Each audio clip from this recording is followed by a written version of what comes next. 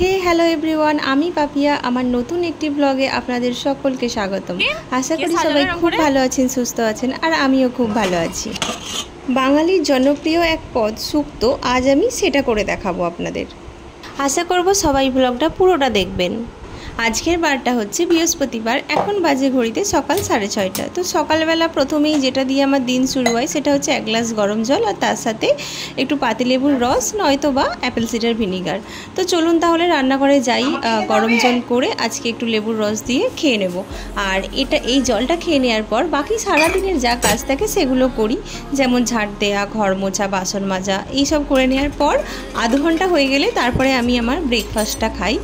তো ব্রেকফাস্টে আমি বেশিরভাগ দিনই 2 পিস ব্রাউন ব্রেড, একটা কলা আর একটা ডিম সিদ্ধ, বা কোনো দিন ডিমের পোস্ট, বা কোনো দিন এগুলো না খেয়ে 2টো ডিম সিদ্ধ খেলাম।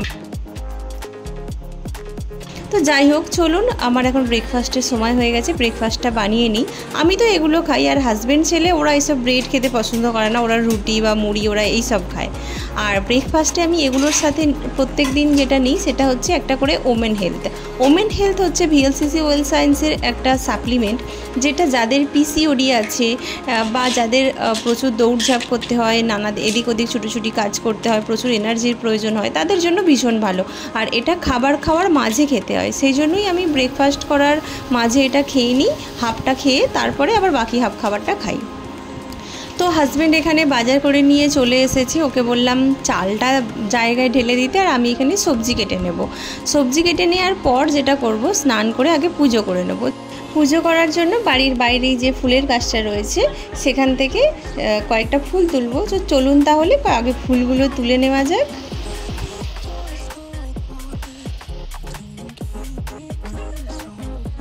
পাশের বাড়ির ভাগ্নির সাথে গল্প করতে করতে ফুল তো তোলা হয়ে গেল। এবার যেটা করব, ঠাকুরের থালা বাসনগুলো মেজে ধুয়ে নেব, তারপরে তুলসী গাছে জল দেব, দিয়ে পুজো করে নেব। চলুন তাহলে ঠাকুর ঘরে যাওয়া যাক, পুজোটা করে নিই। পুজো করা হয়ে গেলেই আমি রান্না বসাবো। রান্নার জন্য সবজিগুলো তো কেটেই রেখেছি। শুক্তোতে যা যা লাগে, আলু, কচু, রাঙা আলু, পেঁপে, কাঁচা কলা, গাজর, বটবটি, বেগুন, পটল, ডাঁটা, বড়ি, করলা, সবই আমার কাটা হয়ে গেছে। তো চলুন তাহলে রান্নাটা এবার শুরু করি। কড়াইতে তেল গরম করে প্রথমেই আমি বড়িগুলো একটু লাল লাল করে ভেজে নেব। তারপর যেটা ভাজবো সেটা হচ্ছে করলা। তো করলাগুলো এদিকে ভাজা হতে থাক, আর এখানে শুক্তোর যে মশলাটা দেব, আদা আর তার সাথে একটু রাঁধুনি, ওটা বেটে নিই। চলুন, করলা ভাজা হতে হতে এদিকে আমার মশলাটাও বাটা হয়ে যাবে। তো করলাগুলো খুব বেশি লাল লাল করে ভাজবো না, মোটামুটি একটু লাল কালার হতে করলাগুলো ভেজে তুলে নিয়েছি। তারপরে একে একে যেগুলো ভেজে নেব সেটা হচ্ছে বেগুন আর বরবটি। বেগুন আর বরবটি আমি আগে থেকে ভেজে তুলে রাখি, বরবটি খুব বেশি ভাজা হয়ে গেলে আমার ভালো লাগে না, আর বেগুনটা সবার সাথে দিয়ে যেন মনে হয় ঠিকঠাক ভাজা হয় না। তো ওগুলো আমি ভেজে তুলে নিয়েছি। আর এখানে শুক্তোর যে ভাজা মশলাটা করতে হয় সেটা আমি ভুলে গিয়েছিলাম করতে। তো কড়াইটা নামিয়ে আর একটা অন্য কড়াই বসিয়ে একটু 5 ফোড়ন, আর তার সাথে একটু জিরে আর একটু সর্ষে দিয়ে ভালো করে ভেজে নেব। সুন্দর একটা গন্ধ বেরিয়ে গেলে ওটা নামিয়ে নেব। নামিয়ে মশলাটা ঠান্ডা হয়ে গেলে গুঁড়িয়ে নেব। তো আবার এই কড়াটা বসিয়ে এবার বাকি রান্নাটা তাহলে করে চলুন। কড়াইতে তেল দিলাম, তেল গরম করে এবার এর মধ্যে যে ফোড়ন লাগে সেই ফোড়ন দেব। আমি যেটা দিই সেটা হচ্ছে তেজপাতা, একটা শুকনো লঙ্কা আর একটু 5 ফোড়ন। এগুলো দিয়ে একটুখানি নাড়াচাড়া করে নিয়ে বাকি সব সবজিগুলো একে একে দিয়ে ভেজে নেব। ফোড়ন থেকে সুন্দর একটা গন্ধ বেরিয়ে গেছে, এরপর আমি সবজিগুলো দিয়ে দেব। প্রথমেই আমি আলু দেব। আলু দেওয়ার পরে এর মধ্যে পেঁপে আর কচুগুলো দিয়ে একটুখানি নাড়াচাড়া করে নেব। একটুখানি নাড়াচাড়া করে নেওয়ার পর এর মধ্যে আমি পটলগুলো দিয়ে দেব। পটলগুলো দিয়ে সব সবজিগুলো একটুখানি ভেজে নেব।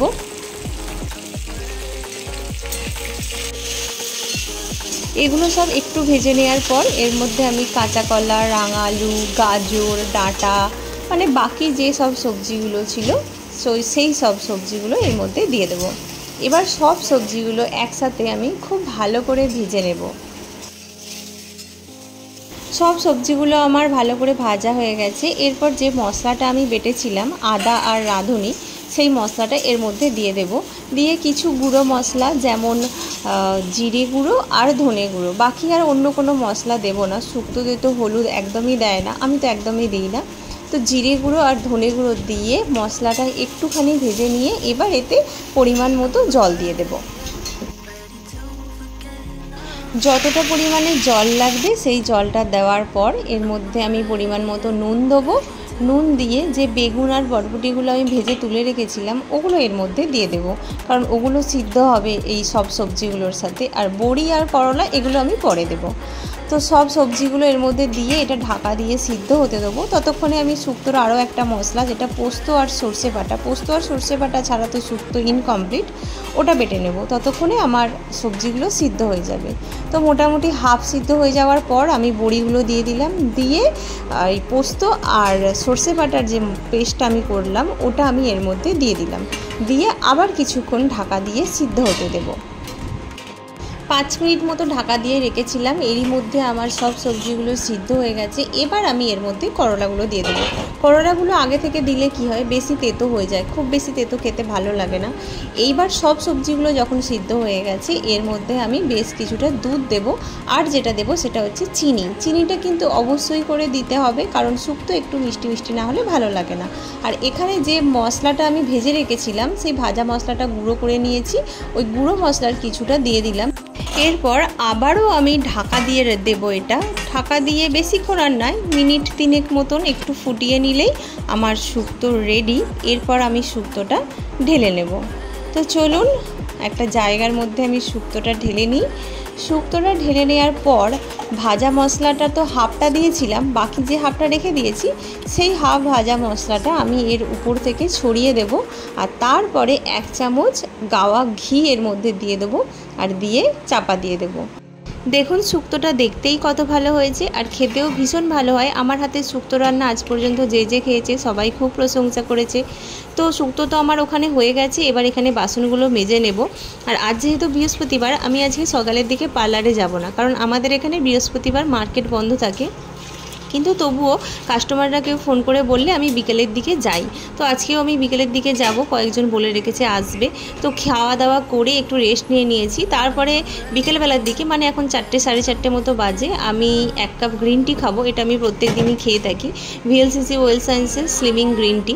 তো চলুন তাহলে আমি গ্রিন টিটা করে নিই। আমি এখানে বাটিতে একটু গরম জল বসিয়ে দিয়েছি, জলটা ফুটে গেলে তার মধ্যে 1 চামচ মতো গ্রিন টি দিয়ে একটু চাপা দিয়ে রেখে দেবো। তারই মধ্যে আমি রেডি হয়ে নেব। আর চিনি যেহেতু দিই না, আবার এমনিও খেতে ভালো লাগে না, কিন্তু অল্প একটুখানি মধু দিই। তো কাপেতে একটুখানি মধু দিয়ে রাখলাম আর এখানে গ্রিন টিটা দিয়ে চাপা দিয়ে দিলাম। দিয়ে এবার চলুন তাহলে আমি নিজে রেডি হয়ে নিই, তারপরে আমি গ্রিন টিটা খাবো, কারণ মিনিট 4-5 এটা চাপা দিয়ে রাখতে হয়। তো এখানে আমি রেডি হয়ে নিয়েছি। এরপরে গ্রিন টিটা ঢেলে নেব। আর শুধু গ্রিন টি তো খাবো না, তার সাথে এখানে আমি 4টে আলমন্ড নিয়েছি, 4টে আলমন্ড খাবো। কোনো দিন আলমন্ড বা কোনো দিন একটু ছোলা ভাজা, কোনো দিন একটা ফল, তো যেটা বাড়িতে থাকে হাতের কাছে সেটা খেয়ে নিই। শুধু গ্রিন টি খাওয়াটা একদমই ঠিক নয়। তো বাদামগুলো খেয়ে, গ্রিন টিটা খেয়ে আমি পার্লারের জন্য বেরোবো। আর আজকে আমি নিজের স্কুটি নিয়ে যাচ্ছি না, হাজব্যান্ডের সাথেই বাইকে চলে যাব। আমি রেডি হয়ে বেরিয়েছি। এখানে দেখি টিনটিনকে ওর মাসি এমন সাজিয়েছে, আমি তো দেখে বুঝতেই পারছি না ও ছেলে না মেয়ে। আপনারা কি দেখে বুঝতে পারছেন যে ও ছেলে না মেয়ে? কে সাজালো এরকম করে? কে সাজালো?